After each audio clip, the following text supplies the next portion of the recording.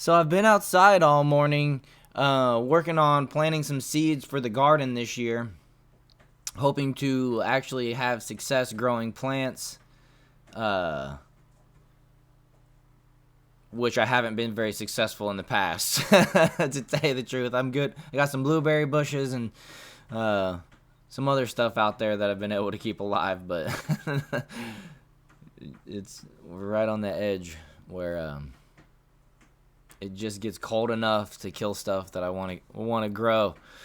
And so I got to figure out what's best. But anyways, I was out there working and I got a text from the Daily Wire, and it appears we have an update on the East Palestine train derailment.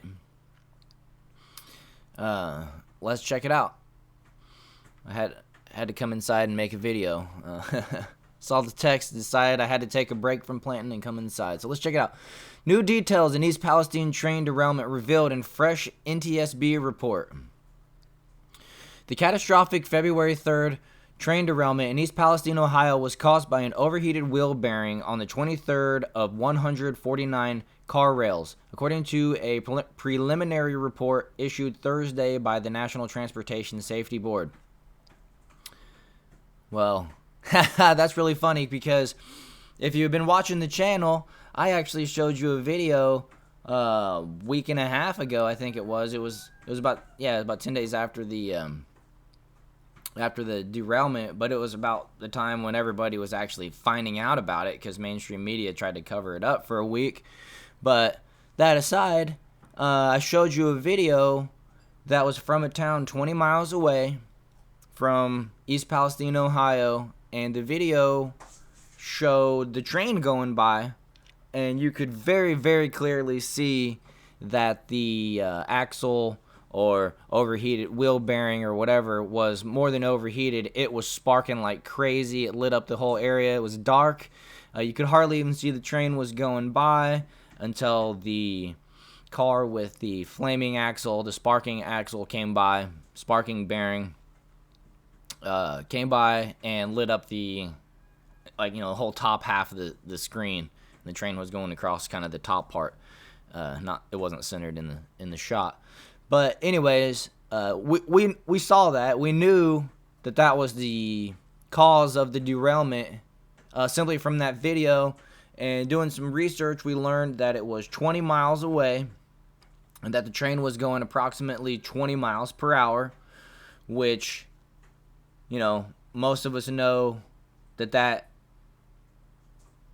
means the train was traveling for an hour or more, because who knows how long it was actually sparking and malfunctioning like this before the video. But we know at least 20 miles away, and the train was going 20 miles an hour, so we know that they had at least 1 hour of warning. I've heard it reported like 40 minutes, but the math is it was a full hour plus, like I said, because it could have been sparking for who knows how long beforehand. So let's continue. The Norfolk Southern Railway train derailment led to a decision to burn more than 100,000 gallons of highly toxic chemicals, leading to concerns the air and water in and around the town of 4,700 could be badly contaminated. While it was already believed the wreck was caused by a malfunctioning wheel, the NTSB report revealed new details. Surveillance video from a local resident showed what appeared to be a wheel bearing in the final stage of overheat failure moments before the derailment, the report stated. I don't think the surveillance video that I showed was from a residence. I think it was from a business, but I could be wrong. This footage that they're talking about might be from a different vantage point, place, time, whatever.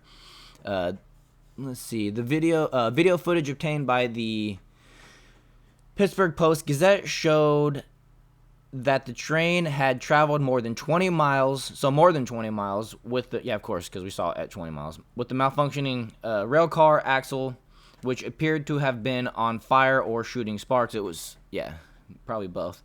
The tracks are equipped with hot bearing detectors that Assess the temperature conditions of wheel bearings on passing trains, alerting crews if wheel bearings exceed 200 degrees Fahrenheit. That's something I reported also early on, but it's worth repeating.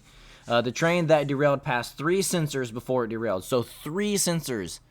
Okay, so that's a new detail. I was under the impression that these sensors were required to be, I think it was 10 to 20 miles apart, and I assumed that there was only one, and that it was on the longer verge, the longer part of that equation, the 20 miles, because that's where we saw the video was 20 miles away, and I figured if we had multiple sensors between that part, they would have detected and the conductor of the train would have acted appropriately. So we either have negligence, faulty equipment, both going on here, or dare I say, alleged malice. Hopefully not. Let's continue. The tracks are equipped with hot bearing that assess the temperature conditions. I think I stopped in the middle of that paragraph, so let me actually go back. I'm sorry, I apologize for that. The tracks are equipped with hot bearing detectors that assess the temperature conditions of wheel bearings on passing trains, alerting crews if wheel bearings exceeding 200 degrees Fahrenheit, if the wheel bearing exceeds 200 degrees Fahrenheit. Okay, they kind of left out something. Oh no, they put the S at the end of bearings. Sorry, I'm reading too fast, and I'm messing up my grammar and punctuation. I'll get better, you guys. I'll get better. Mind you, like I said, I was out gardening all morning. I haven't even really spoke a word out loud until I started filming this, so, cut me some slack. I love you guys. The train that derailed passed 3 sensors before it derailed, with the doomed wheel bearing first registering 38 degrees above ambient temperatures, then 103 degrees, and finally 253 degrees above ambient temperatures, the report stated. Scroll down here. The sensor transmitted a critical audible alarm message directing the crew to slow and stop the train. The engineer did so, but once the train stopped, the crew saw fire and smoke from derailed cars and notified the Cleveland East dispatcher of a possible derailment. Excuse me. By February 5th, chemical fire sparked by the tanker cars colliding during the derailment were under control, according to the report. But with 5 cars carrying 115,580 gallons of highly volatile vinyl chloride on the derailed train, and the temperature rising in at least one of them, the decision was made to execute a controlled burn of the chemicals, sending a black toxic plume into the skies above East Palestine. This increase in temperature suggested that the vinyl chloride was undergoing a polymerization reaction, which could pose an explosion hazard, the report stated. Responders scheduled a controlled venting of the 5 vinyl chloride tank cars to release and burn the vinyl chloride. Yeah, so they were, I guess, like I've said and we've heard, they're afraid of it blowing up, and they decided to drain it into a ditch and light it on fire. Pretty much dispersing it even further than if it would have just blown up. I mean, the town is ruined regardless. Both scenarios. It's just odd. 3 days later, I don't know. I don't know if I buy this. Still, temperatures increasing. 3 days later, we're talking about chemicals that I don't know anything about. So, I'm obviously open to being wrong, but I just suggest that after 3 days, something cools down rather than heats up. I don't know what spraying water on it does, or if it can mix, or apparently it can just go into the water. We're worried about it seeping into the water, so it's not going to blow up if it mixes with water or something. So I don't know. It's just odd to me that they chose to do what they did so quickly It's been accused that they did it basically so they could get the tracks back open and you know, get the money back flowing. And if that's the case, it sure is a shame.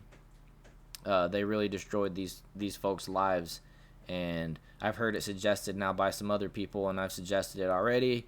That and I'm glad these guys are suggesting it. I think it was Benny Johnson and Tim Pool both said, you know, these people might need to be completely relocated. Their homes might need to be purchased out at, you know, above, you know, fair market value before the accident, and these people need to be compensated and, you know, made whole completely, and in equal to or better scenario that they were before. And you know, that's what I prefer my tax dollars going to, rather than you know, Ukraine. I don't care about Ukraine anymore. I never really did. I questioned, you know, the mainstream media on it, and I've stated and stood fast that the U.S. doesn't have any business over there, considering that Ukraine is not an ally, and you know, we just got out of a 25-year war or whatever, and 20-year war, and we should be home licking our wounds, taking care of our own citizens. This, you know, tragedy in East Palestine, Ohio, being a prime example. So, you know, with that, I will just want to say that I love how Donald Trump showed up yesterday and beat. You know, he's not even in government right now, and he showed up and did more than the American government so far for these folks. And you know, I love how that display of leadership came through, and you know, watching good leaders lead by example, or I should say, good leaders lead by example. And I don't care if it was for a photo op or not. You know, it's a good photo op. No shame on. I hate when we shame things that are good. You know what I mean? It's kind of stupid. Oh, it's a photo op. So what? Trump shouldn't have went there and gave them 15 pallets worth of food and water, and you know, fed the people McDonald's and handed out, you know, Trump hats to people that actually, you know, appreciated it and loved him. Yeah, man, I'm not shaming that. That's crazy. But you know, hey, thanks for checking me out. Just wanted to give you guys this quick update. I thought there was some interesting stuff in there, just confirmation of what we had already kind of assumed, but it's still good info to know. If you like this video, please consider liking the video, subscribing to the channel. I'm new. I'm just finishing up my first month of shooting videos, and I feel pretty good about it. I'm still having a lot of fun, and that's the main thing. And so, you know, check me out. And hey, even go a step further and share this video. That's how we grow. And you know, I just appreciate everybody stopping by and watching this long if you're still here.